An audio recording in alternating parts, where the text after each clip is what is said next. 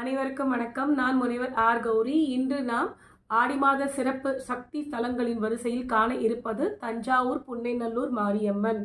இந்த தாய் புற்று வடிவாக தோன்றியவள். வெங்கோஜி மகாராஜாக்கு 1680ஆம் ஆண்டு கனவில் தோன்றி, நான் புன்னைநல்லூரில் புற்று வடிவில் குடிக்கொண்டிருக்கிறேன், எனக்கு கோயில் அமைப்பாயாக என்று கூற, அவ்வாறே அந்த மன்னரும் கோயில் கட்டி அம்பாளுக்கு நித்திய பூஜைக்கான எல்லா வழிகளும் செய்தார். இங்கு வரக்கூடிய பக்தர்களுக்கு அன்னையானவள் அருள் பாலிக்கின்றாள்.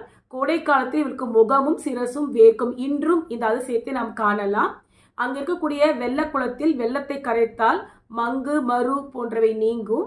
மேலும் மாவிளக்கு போட்டு அன்னையிடம் வேண்டிக் கொண்டால் குழந்தை பேச இயலாத குழந்தைகள் கூட அங்கே பேச்சமடம் என்று அருள் பெற்று பேச்சு வரும். கடன் தொல்லை தீரும், நோய்கள் தீரும். இதுவே ஐதீகமாகும். அவளை தரிசித்து ஆசியை பெறுவோம். நன்றி, வணக்கம்.